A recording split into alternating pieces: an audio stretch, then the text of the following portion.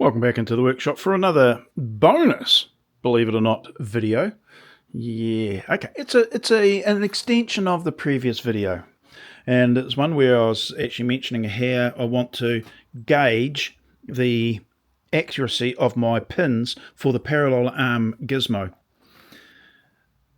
I've thought about it a little bit, and I mean seconds worth of thinking about it. So I grabbed out this new little accessory that I've got, which has come in handy already, and it is acting as a paperweight, basically, and it allows me to sit this paperweight on my new, or not new, but on my gauge, so that now I don't have to have three hands to do this. I can just let it sit there. I can push it along and we're done. I also, in my infinite wisdom, thought, because something that I'd made a comment about in the previous video was that the parallel arm is generally used at 90 degrees or folds this way. Doesn't normally fold that way, except for when it's going to be used for the dimensioning router. And as a dimensioning router, it isn't parallel required, or the parallel is not required for the dimensioning router, which means that when it folds back the third option, which is around this way, doesn't matter whether it's dead accurate or not, I need to get the parallel arm. Ideally, it's accurate in both, in all three, extreme positions. That's what I'm aiming for. But it's going to be 90 degrees and then swinging around to fully, as far as it can articulate down, almost down to zero. The closer it gets to that zero, the more the compounding effect or exponential compounding effect of the cosine issue is, or if there's an error, the cosine factor crops up. So if I can get it at 90 degrees here and keep the plus or minus within, to make it change, keep it as close to 90 degrees as possible. Try not to go past, let's just say 45 degrees or 60 degrees, where that exponential thing, because of its nature, is and it just starts to slowly rise, and then exponential.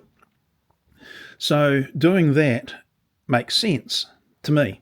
So 90 degrees or as close to as possible, and then swinging it down this way only. So what I did, and I thought, that actually makes sense in what I've done in the past. That means having the rail, the parallel arms, down this way a little bit more. So I've swapped where I've put my pivot points and locating points for the actual rail itself. So this is going to be in these sets of holes along here. So accordingly, that pin there moves from that point down to this point. Now, as we can see there with the indicator, it's at 0 plus or minus 100. I was going to say 100th there, 100th of a millimeter. Push it there. See it increasing or decreasing or whatever it's doing. So there. So come down to here, and it's 0.85 of a mil under size. I'm going to say under, because I do recall that that's where these measurements were, under mil. So it's 0.85.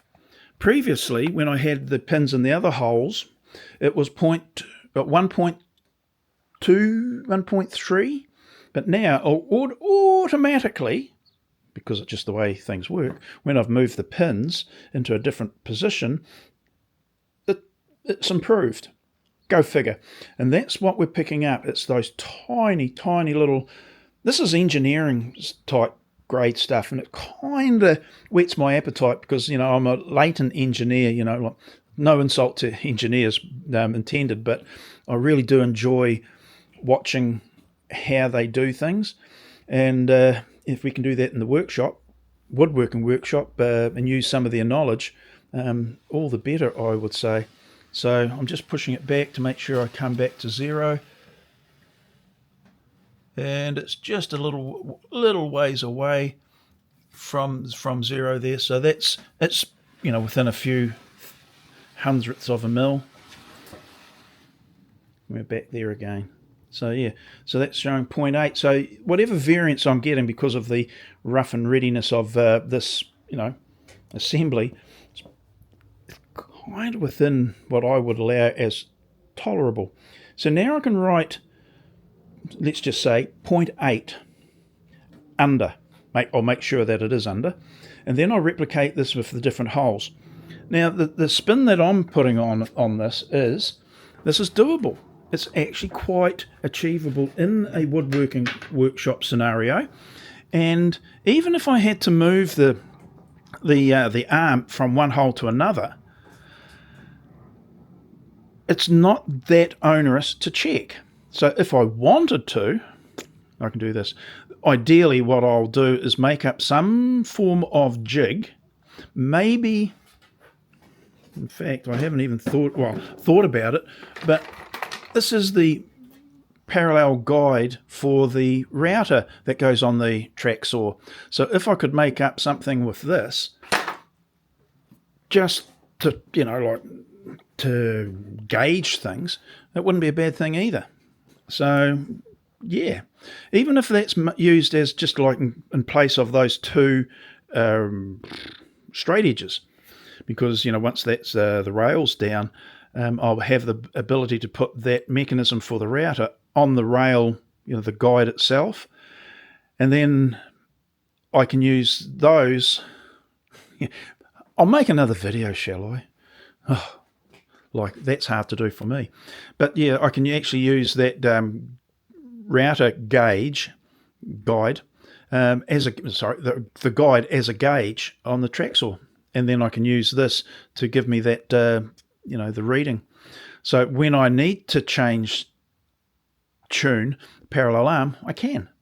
And that's the thing. It's the process. It's like if you haven't got the process, it's a problem, because you're half-assing how you do it. Now we're not kind of half-assing. It's a whole lot of less of that going on. But now we've got something that's more finite. It's more accurate, more betterer. Yeah, I know. But it's easy to do. Straightforward. Got the process. Now that I'm aware that a process was even needed and can do it, yippee. Simply, even, this just shows you how piddling I get, simply putting that weight on there so I'm not touching anything has improved the process and I'm going to say enjoyability of it. Would it be nice to have something that tracks even more accurate? And it's kind of like, well, actually, yes, it would. Should I have, and it's a question, should I have something that is bearinged and can run along the track? That the reason I use this bit of melamine is because of the width. Well, it's actually because of the length. Because of the width, because it keeps it stable. If there's something on the track itself, backwards and forwards, it's going to be more relative to the saw. Like where I'm doing it at the moment, there could be errors creeping in between the pin position, the straight edges and the rail and the saw. So watch this space. If nothing happens, this combination of bits allows me to get good readings, and I've got a consistent reading backwards and forwards within a few hundredths of a millimetre. I know that this is 0.8 of a mil out now. Write it down, move to the next one, see how I go.